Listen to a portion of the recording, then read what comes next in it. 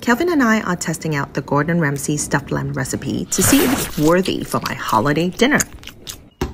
Although I made Kelvin cry over chopping onions, we drown out emotion into making this simple stuffing.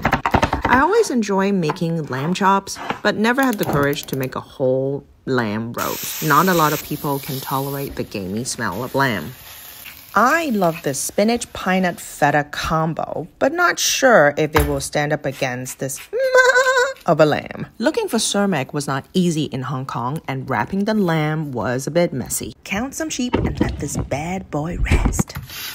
The clean and crisp flavor of the finely diced cucumber, along with the zest of a lemon, adding the tangy lime juice, and the homegrown fresh mint freshly chopped. Combined with Greek yogurt, I use fat-free here. Offset the heavy lamb is the perfect complement for this black sheep. Lamb is a baby sheep, mutton is an old lamb. Sheep has wool, goat has hair.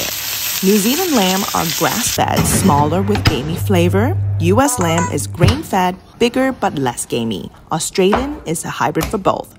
Subscribe to see the verdict of this recipe.